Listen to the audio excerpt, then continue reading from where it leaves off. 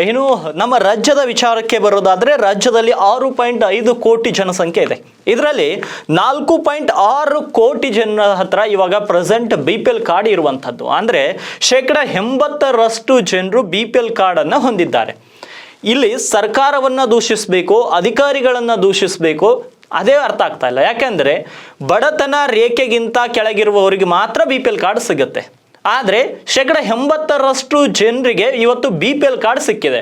ಅಂದರೆ ನಮ್ಮ ರಾಜ್ಯ ಬಡತನದಲ್ಲಿದೆಯೋ ಅಥವಾ ಏನು ಅಧಿಕಾರಿಗಳು ದುಡ್ಡು ತಗೊಂಡು BPL ಕಾರ್ಡ್ ಕೊಟ್ಟಿದ್ದಾರೋ ಅನ್ನೋದೊಂದು ದೊಡ್ಡ ಯಕ್ಷ ಪ್ರಶ್ನೆಯಾಗಿ ಮೂಡ್ತಾ ಇದೆ ಸರ್.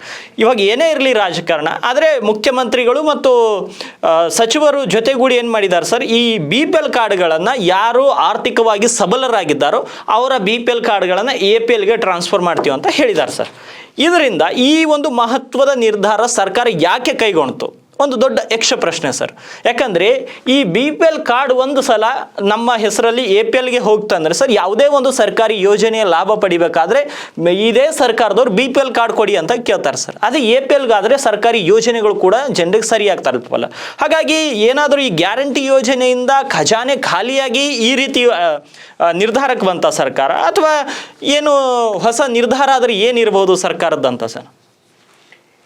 ಯಾವಾಗಲೂ ಸರ್ಕಾರದಲ್ಲಿ ಕುಳಿತುಕೊಂಡು ಆಡಳಿತ ನಡೆಸುವವರು ತಮ್ಮ ಅನುಕೂಲಕ್ಕಾಗಿ ಸಮಯಾನುಸಾರ ಬದಲಾವಣೆ ಮಾಡ್ತಾ ಇರ್ತಾರೆ. ಹೌದು. ಮೊಟ್ಟ ಮೊದಲು ಈ BPL ಕಾರ್ಡಿನ ಹೌಳಿ ಎಬ್ಬಿಸಿದವರು ಸರ್ಕಾರದವರೇ. ಹೌದು. BPL ಕಾರ್ಡ್ ಕೊಡ್ತೀವಿ, ನೀವು ಬನ್ನಿ ಅಂಥೇಳಿ. ಓಕೆ. ಆಮೇಲೆ BPL ಕಾರ್ಡ್ ಕೊಡುವಾಗ ಕೇವಲ ಅರ್ಜಿದಾರರು ಅರ್ಜಿ ಹಾಕಿದಾಗ ಕೊಟ್ಟಿಲ್ಲ, ಓಕೆ, ಅವ್ರ ಬಗ್ಗೆ ವಿಚಾರಣೆ ಆಗಿದೆ, ವರದಿ ತರಿಸ್ಕೊಂಡಿದ್ದಾರೆ, ಇವರು ಅದಕ್ಕೆ ಅರ್ಹರಾಗಿದ್ದಾರೆ ಅಂತ ಹೇಳಿ ಅದಕ್ಕೆ ಸರ್ಟಿಫೈ ಮಾಡಿದ ಮೇಲೆ ಅವ್ರಿಗೆ BPL ಕಾರ್ಡ್ ಕೊಟ್ಟಿದ್ದಾರೆ. Okay sir. ಅಂದರೆ ಇವಾಗ BPL ಕಾರ್ಡು ಬೋಗಸ್ ಆಗಿ ಕೊಟ್ಟಿದ್ದಾರೆ ಅಥವಾ ತಪ್ಪಾಗಿ ತೆಗೆದುಕೊಂಡಿದ್ದಾರೆ ಅಂತ ಹೇಳಿದ್ರೆ ಕೊಟ್ಟವರು ಕೂಡ ಅಷ್ಟೇ ಜವಾಬ್ದಾರರಾಗ್ತಾರೆ. ಕೇವಲ ಅಧಿಕಾರಿಗಳು ಅಷ್ಟೇ ಅಲ್ಲ, ಸರ್ಕಾರ ಕೂಡ ಜವಾಬ್ದಾರಾಗ್ತದೆ. ಯಾವ್ಯಾವ ಕಾಲದಲ್ಲಿ BPL ಕಾರ್ಡ್ ಯಾವುದೇ ಪಕ್ಷದ ಸರ್ಕಾರ ಇದ್ದರೂ ಅವರು ಅದಕ್ಕೆ ಹೊಣೆಗಾರರಾಗ್ತಾರೆ.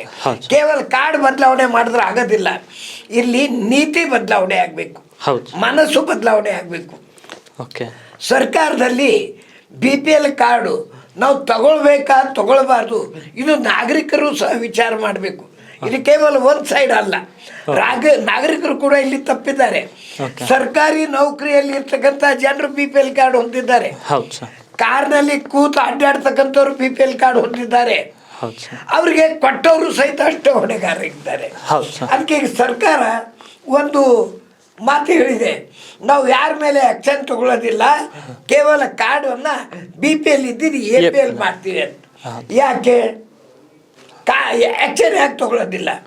ತಪ್ಪು ಮಾಡಿದವ್ರ ಮೇಲೆ ಆಕ್ಷನ್ ತಗೊಳ್ರಿ, ತಪ್ಪು ಮಾಡಿದ ಅಧಿಕಾರಿಗಳ ಮೇಲೆ ಆಕ್ಷನ್ ತಗೊಳ್ರಿ.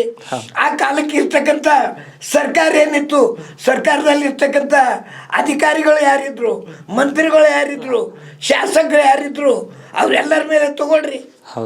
ಯಾಕೆ BPL ಚೇಂಜ್ ಅಷ್ಟೇ ಯಾಕೆ ಮಾಡ್ತೀರಿ? ಇಲ್ಲಿ ಕೂಡ ವೋಟಿಂಗ್ ರಾಜಕೀಯ ಅಂದ್ರೆ ಬೇರೆ ಜನರು ಶಿಟ್ ಆಗಬಾರ್ದು, ಅವ್ರ ಮೇಲೆ ಕೇಸ್ ಮಾಡಿದ್ರೆ ನಮ್ಗೆ ಓಟ್ ಸಿಗೋದಿಲ್ಲ. ಇವ್ರ ಉದ್ದೇಶ ಕೇವಲ ಓಟು. ಮತ್ತೆ ಎರಡನೇದು, ಇವತ್ತಿನ ದಿವಸ BPL ಕಾರ್ಡ್ ಕೇಳಲಿಕ್ಕೆ ಪ್ರಾರಂಭ ಮಾಡಿದವ್ರೆ ಇವರು. ಯಾವ್ದಾದ್ರು ಒಂದು ಯೋಜನೆ ತರಬೇಕಾದ್ರೆ BPL ಇದ್ದವರಿಗೆ ಕೊಡ್ತೀವಿ ಅಂದ್ರು, ಅದಕ್ಕೆ ಎಲ್ಲರೂ BPLಗೆ ಬಂದರು, ಅದಕ್ಕೆ ಇವರೇ ಕೊಟ್ಟರು. ಈಗ ಇವ್ರ ಹತ್ತಿರ ದುಡ್ಡಿನ ಅಡಚಣೆ ಬಂದಿದೆ, ಇವ್ರ ಬಕ್ಕಸ್ ಖಾಲಿ ಆಗ್ತಾ ಇದೆ. ಅದಕ್ಕೆ ಅದನ್ನ ಈಗ ಗ್ಯಾರಂಟಿ ಕೊಟ್ಟಿದಂತ ಆಶ್ವಾಸನೆ ಉಳಿಸ್ಕೊಳ್ಬೇಕಾದ್ರೆ ಬೇರೆ ರೀತಿಯಿಂದ ಇದನ್ನ ಕಡಿಮೆ ಮಾಡಬೇಕಾಗ್ತದೆ.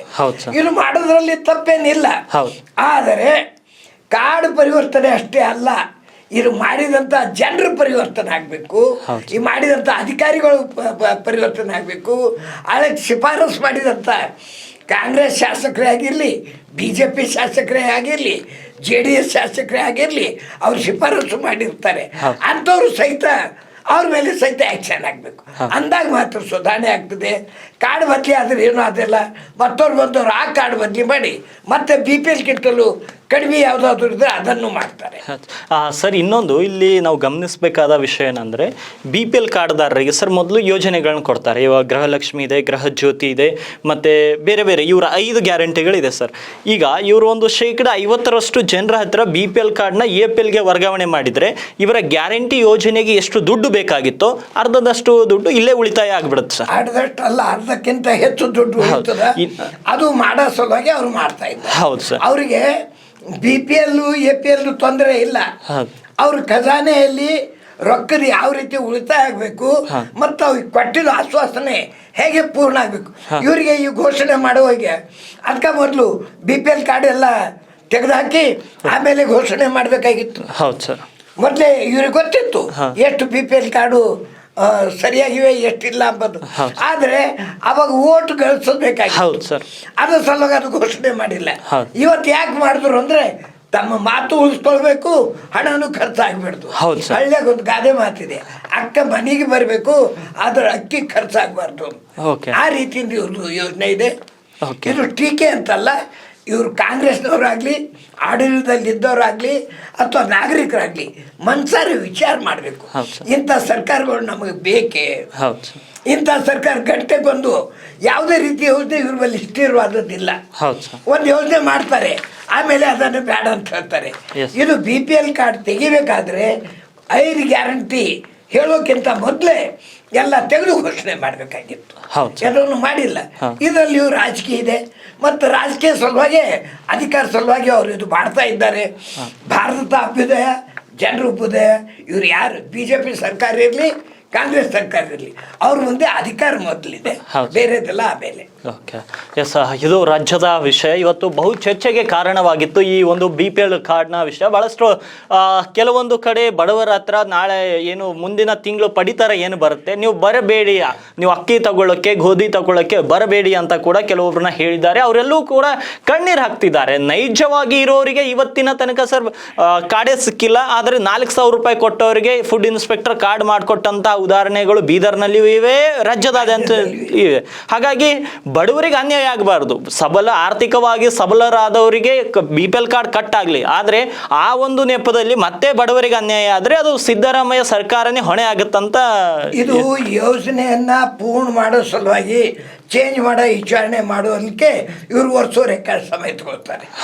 ಆ ಹೊತ್ತಿಗೆ ಬಡವರಿಗೆ ಹೊಸವರಿಗೆ ಕಾರ್ಡ್ ಏನು ಕೊಡಬೇಕು, ನಿಜವಾದಿದ್ದವ್ರಿಗೆ ಕೊಡಬೇಕು, ಅವ್ರಿಗೆ ಹೇಳ್ತಾರೆ ಅದು ವಿಚಾರಣೆ ನಡೆದಿದೆ, ಅದು ಮುಗಿದ ಮೇಲೆ ನಿಮಗೆ ಕೊಡ್ತೀವಿ ಅಂತ ಹೇಳ್ತಾರೆ. ಅದರ ಅರ್ಥ ಏನು? ಬಡವರಿಗೆ ಎಂದೂ ಸಿಕ್ಕಿಲ್ಲ, ಸಿಗೋದು ಇಲ್ಲ. ಓಕೆ ಸರ್, ಇವು ರಾಜ್ಯದ ವಿಷಯ.